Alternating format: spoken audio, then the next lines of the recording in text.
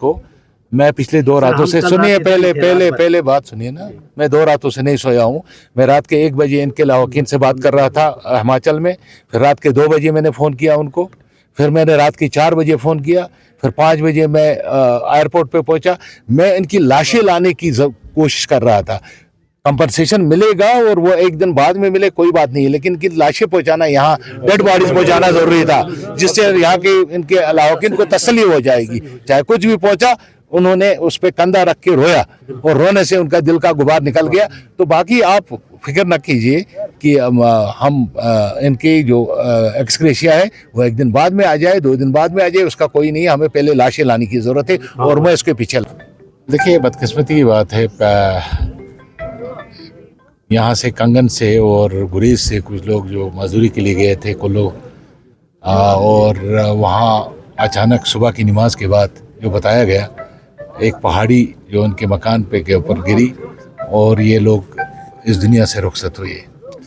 और बहुत ही गरीब लोग हैं। गरीब ही मजदूरी करने जाएगा, हिमाचल कौन जाएगा वरना यहाँ से, जब उनके घर ठीक चलते होंगे। और अभी जो मौलाना साहब भी कह रहे थे, घर में मैं कल गया तो उसी की खिड़कियाँ नहीं बनी थी। मैं अभी बात कर रहा था, 2 कमरे में यहाँ के एसडीएम को बता रहा था। तो कसम पुरसी की हालत में ये लोग।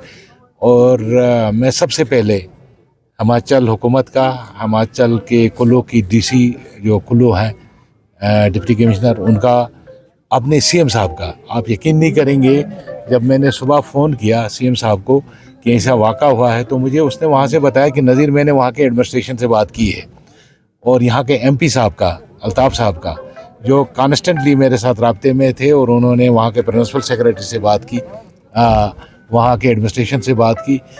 तो मैं उन सब लोगों का शुक्रगुजार हूँ। ये पहली बार मैं देख रहा हूँ कि इतना बड़ा सानिया होने के बावजूद लाशें जो है बायर वहाँ से यहाँ लाई गई। और कल रात को भी डीसी कुल्लू जो है रात के 12 बजे भी मेरे साथ राब्ते में थी कि वो कहाँ पहुँचे, कहाँ पहुँचा रहे हैं। और अभी 2 लाशें हमारी वहीं हैं और 2 लाशें जो हैं बरामद हुई हैं, 1 लाश अभी नहीं निकली है। तो मुझे अभी डीसी बता रही थी, उस लाश को भी हम बरामद करके डिस्पैच करेंगे और वहाँ से हमारी एडमिनिस्ट्रेशन जो है, जे.एंड.के की एडमिनिस्ट्रेशन, वो यहाँ उनको पहुँचाएगी। मैं उन सब लोगों का शुक्रगुजार हूँ जिन्होंने सुखने दर में किसी भी तरीके से इस साने को के साथ यकजहती इज़हार किया। और ख़ासकर डीसी बांडीपोरा, ऑनरेबल सीएम साहब, डिप्टी सीएम में जब ये सानिया हुआ तो मैंने पहले वहाँ फ़ोन किया, डीसी कुल्लू से मैंने बात की। उसके बाद मैं सीधा सेक्रेटरीट चला गया और सेक्रेटरीट जाके मैं डिप्टी सीएम साहब नहीं थे, डिप्टी सीएम साहब से मैं मिला। मैंने सीएम साहब से जब बात की, उन्होंने कहा एडमिनिस्ट्रेशन से बात हुई है, मैंने फ़ोन पर बात की, वो जम्मू में थे। तो उसके बाद डिप्टी सीएम साहब ने वहाँ के चीफ सेक्रेटरी से बात की और उनको बताया कि इन लाशों की हमें अशद ज़रूरत है, क्योंकि लाहौकीन जो है प्रेस कर रहे हैं कि उनको। और उन्होंने, उस एडमिनिस्ट्रेशन ने उनको जो है चंडीगढ़ तक पहुंचाया और चंडीगढ़ से हमारे लोग वहाँ इंतज़ार कर रहे थे जब ये लाशें पहुंची।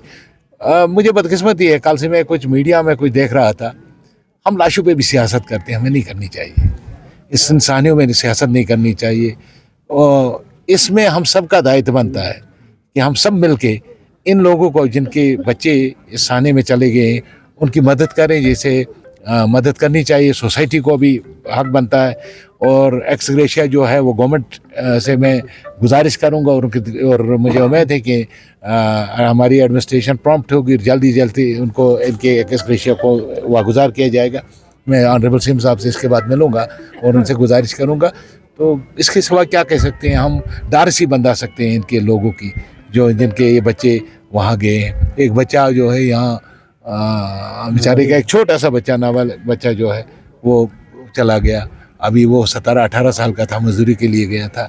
एक बच्चा यहाँ का कंगन का, ये रशीद, क्या नाम है इसका बच्चे का, जो अभी हमने, महराज, और दूसरा सजाद। मैं कल सजाद के बाप से मिला तो मुझे बड़ा अफसोस हुआ उसकी कसम पुरसी देखकर, उनकी हालत देखकर। तो ये सब गरीब बच्चे थे जो अपनी पेट पूजा करने के लिए वहाँ गए थे।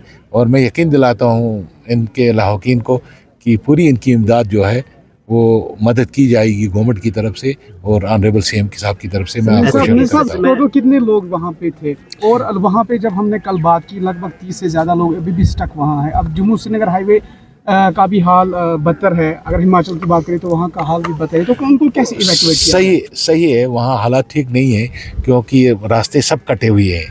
बट जो आप कह रहे हो 30, मुझे उसका कोई नहीं है। मुझे जो वहाँ के लोकल एडमिनिस्ट्रेशन ने कहा कि टोटल 7 बंदे जो हैं वो यहाँ के और 2 जो हैं लोकल लोकल वहाँ के 9 की 10 बंदे उसमें गए थे, जिनमें से अभी तक एक लोकल की लाश निकाली, एक औरत की, मुझे जो डीसी बता रही थी कुल्लू, एक लोकल की लाश निकाली और 2 हमारे लोगों को जो वहाँ हैं उनकी लाशें आ गई।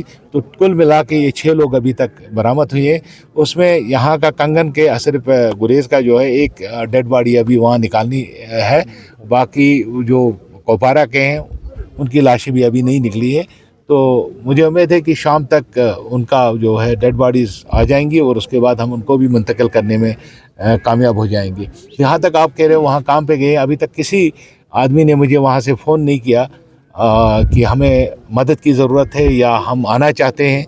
जब वो आने के लिए कहेंगे तो उनको भरपूर मदद की जाएगी और उनको यहाँ पहुँचाया जाएगा। मैं आपको एडमिनिस्ट्रेशन की तरफ से और गवर्नमेंट की तरफ से एश्योर करता हूँ कि अगर वहाँ से कोई आना चाहता है और वो आपको कोई अगर इत्तला हो तो हम हमारे साथ शेयर कीजिए, हम उनको यहाँ पहुँचा